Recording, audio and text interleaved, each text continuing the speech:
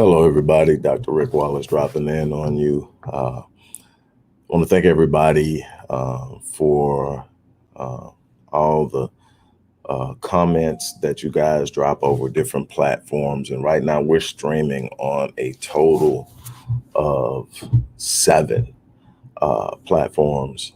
Normally, I don't share one specific post to that many platforms because each platform has a specific and different purpose. For the Black voice, this is one of those times where I'm going to share something that normally is only shown to um, the Visionetics Institute and other pages that deal with personal development. I do share it on there. There are a lot of personal development videos on the Black voice, but this one specifically, I want it streamed live. Most of the time, I'll stream it live, then I'll just uh, save it and then upload it on YouTube. But I wanted to share with you guys the energy while I'm actually streaming. So I hope that you can take something from this, because as much as we need to perform as a collective, we have to be individually strong, because we're only as strong as our weakest link. And so I hope that you guys can take something for this. There are not a lot of links in the description box. There's an email if you want to work with me individually in a one-on-one capacity. You can send a message to that email and you will receive a response depending on what it is specifically you're looking to do. But I want to talk to you, and I'm going to actually read a passage. And this is a biblical passage. And I hope that those of you who don't subscribe to Christianity, and I know that I have a lot of followers who don't, especially on the Black voice, that you can get past that. One of the problems that I found in teaching is that we become so dogmatic about beliefs that we can't learn, that we can't get past some beliefs that may be holding us back. And so we miss. If I'm sharing it with you, there's a teaching moment, and this is a parable in the New Testament in the book of Matthew. And it is powerful when it comes to understanding why you are or are not prospering in your efforts to become better, to do better, to achieve better, to have better. And it's a big issue within certain enclaves and collectives, which is why I'm sharing it across so many platforms today. Look, the title is real simple. Position yourself to flourish. Your environment matters. And here it is. Here's the passage. I'm going to read it to you. It says, Then he spoke many things to them in parables, saying, Behold, a sower went out to sow. And as he sowed, some seed fell on the wayside, and the birds came and devoured them. Some fell on stony places where they did not have much earth, and they immediately sprang up because they had no depth of earth. But when the sun was out, they were scorched because they had no root, and they withered away. And some fell on thorns, and the thorns sprang up and choked them. But others fell on good ground and yielded a crop, some 100-fold, some 60, some 30. This entire passage is about environment. What am I saying? That some of us have become frustrated because our energy and our effort that we've invested in becoming better parents, better mates, better with our finances, better business owners, better career in our careers. We're frustrated because we're not getting the return that we believe we should have. And we've been told over and over again, regardless what our faith base is, that there's karma, that there's sowing and reaping, that what you sow, you reap, what you put out comes back by way of harvest. But it doesn't seem to be happening. Why? Because environment plays a role in your capacity and ability to produce the things you want in your life. You have to be in an environment that is conducive to you flourishing in the thing that you desire to do. The problem is that most people are unaware of the importance of their environment. Most people are environmentally sensitive in the fact that they believe they have an obligation to an innate or inherent environment. So they spend time in places that can never produce what they're looking for, but it's what they're used to. It's what they're born into. It's what they grew up with. So they don't want to shake it. It's what they feel good. But the thing is, you've got to be in an environment that nurtures you. You got to be in an environment that is fertile. But you need fertility. You need something that will nurture you. You need the depth of true love and concern that will allow you to anchor your roots deep enough that when tumultuous times come, and they will, there are going to be challenging moments. There are going to be difficult moments. You have to have an environment that is deep enough embedded in love that you have roots that will anchor you in those tumultuous times. But you also need an environment that is loving and nurturing, that is conducive and encouraging as to what it is you're trying to do. A negative environment will choke the life out of your vision. It will choke the life out of your efforts. Some of you, the analogy used is thorns, but you can use thorns, thistles, bushes, weeds. Some of you have fertile soil. You've got it actually in an environment where there's fertile soil, but you've allowed weeds to spring up. You've allowed thorns to spring up, and it's choking the life out of your progress. And you mean, it's the people that you've allowed to come into this new environment from the old environment that don't have your best interests at heart.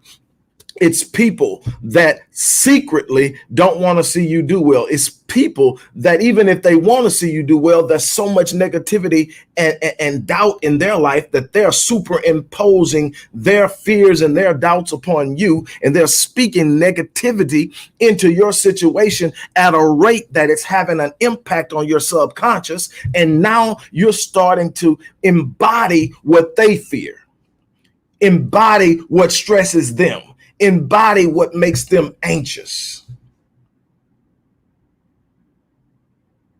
Some of you have become so comfortable in it that you're literally embracing the thorns. No matter how many times the thorns prick you, you're still holding and squeezing, trying to find the love that simply is not there.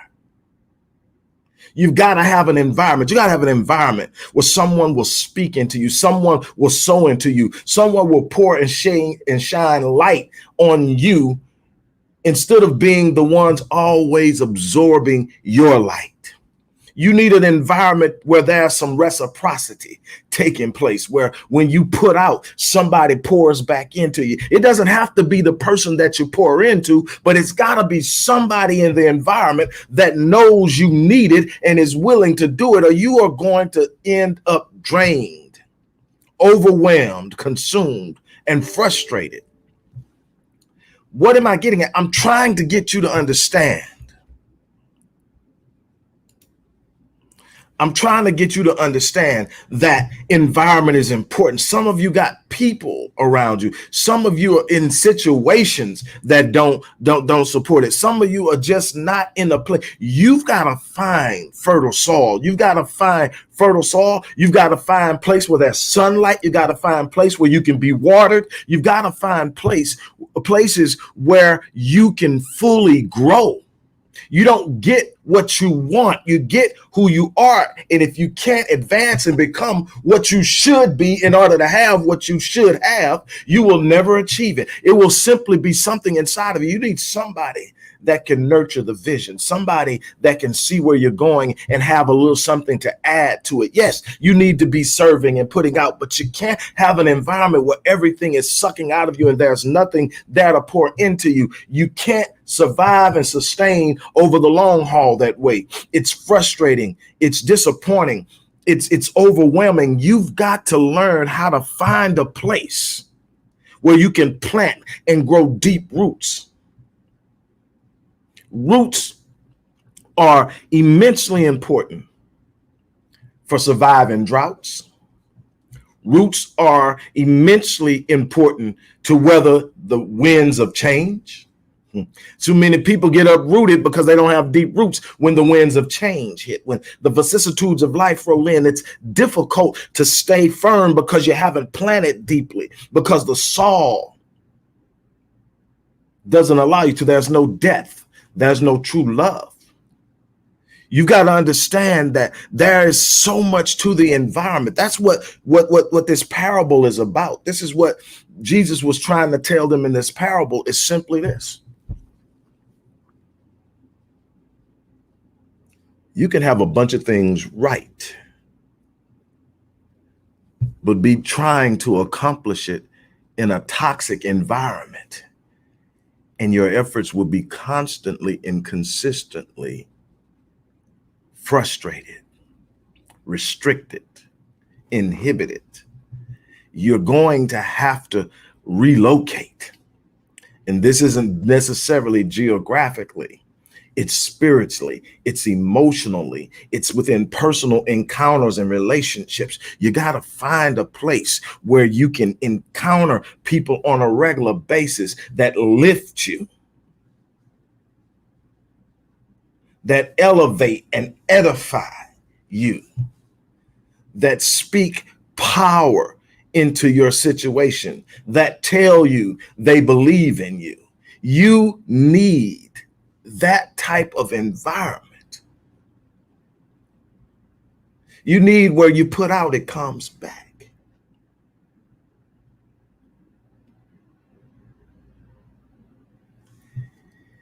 There are so many things. I look at some of the things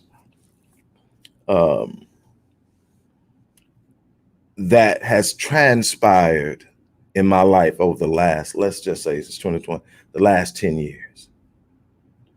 And I look at the challenges that I've had to face, and I look at the difficulties that I've had to go through. And there are a bunch of people that counted me out. Let's just be real. There were a bunch of people that celebrated the pending demise. There were a bunch of people who looked and said, yeah, he finally failed. I heard about some of it. Some of it I can sense in my spirit, but that's not what I want to share with you. I had an environment that I entered into roughly around 2014, and then it consummated in 2015. That environment with my current wife.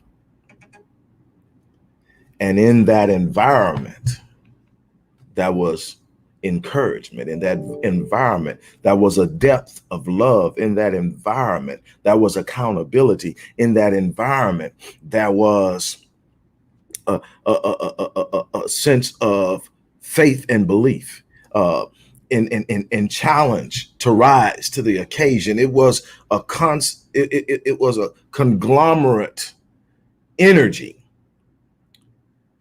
that provided an environment to initiate the recovery phase. And I'm still rising because I chose the right environment. I chose the right environment.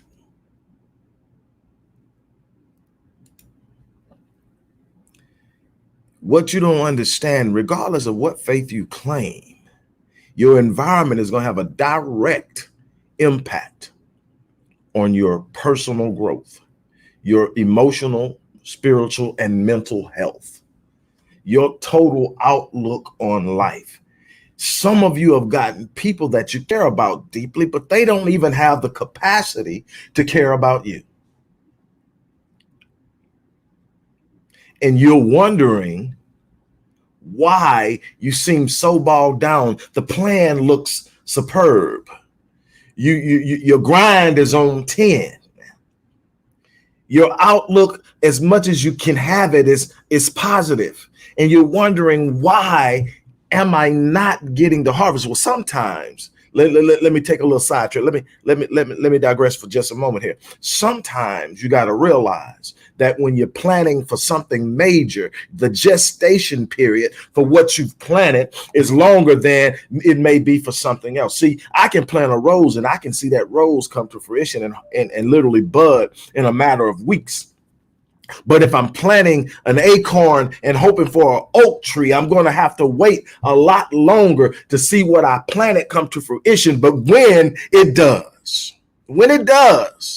oh, there's something worth looking at. See, when you got to understand, sometimes the delay is not because you're doing something wrong. Sometimes the delay is because your demand on life, your demand on the universe, your demand on God is so great that it's going to take a longer gestation period to produce the end results. You got to keep pushing. You got to keep pressing. You got to understand that I planted something so awesome and so powerful that it's going to take a little time for it to manifest in its totality.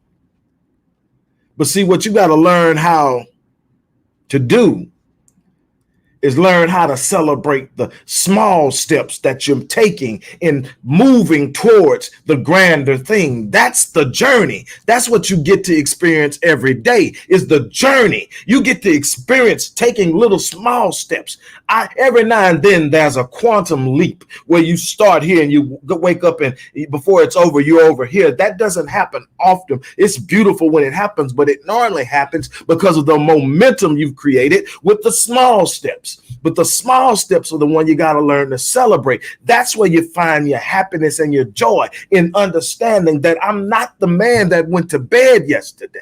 I'm not the man that woke up this morning. When I go to sleep at night, the way that I go to sleep grateful is I go to sleep grateful because I'm not going to bed and to sleep the same man that woke up. I learned something during the day. I advanced myself somehow during the day. It may not show in my bank account.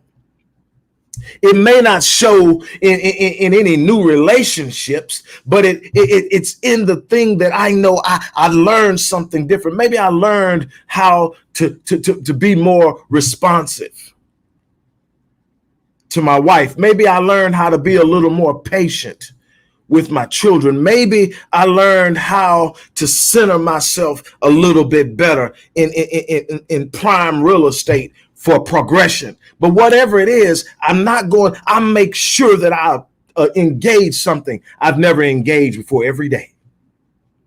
Whether it's reading an article, reading a book, learning something about something I'm already learning, but I'm constantly grinding to be better. Something my grandfather used to say all the time when people would ask him, "How are you doing?" He would always respond, "I'm not the man I should be, but I thank God I'm not the man I used to be." And if you keep saying that every day, I'm not the man I used to be, but I thank God I'm not the man I should be, but I thank God I'm not eventually you're going to get real close to the man you should be. You're probably never going to arrive there because it's such an elevated state, but the goal should be to get there. When you get there, it's going to be time to leave this place. But if you get there, you will have left an imprint on this world. And that includes you as well.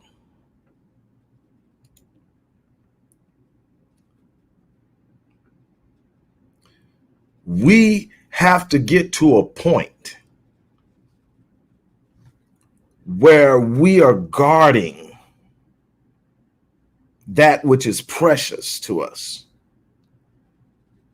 We expose what is precious to some things that it shouldn't be exposed to. We don't guard it like we should. We tend to expose it to those who have no good intention. We expose it to those who don't buy into our vision. We expose it to those who would actually love to see us fall. There are some people out there that are closer to you than you want to acknowledge that are praying for your demise.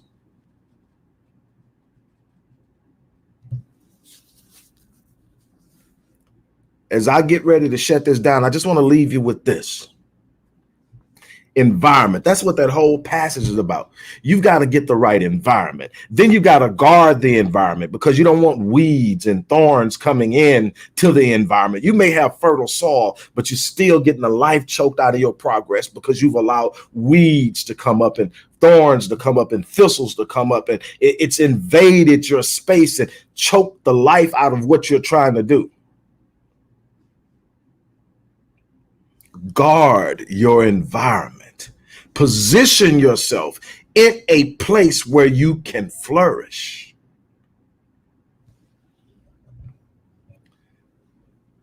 On that note, I'm gonna get ready to get out of here. If you want to work with yours truly to accomplish some things in your life that you're struggling to accomplish, the email is going to be in there. And that's all I'm going to put in there today. I want this to be real simple and to the point. Share this with someone, show some love to someone, encourage someone.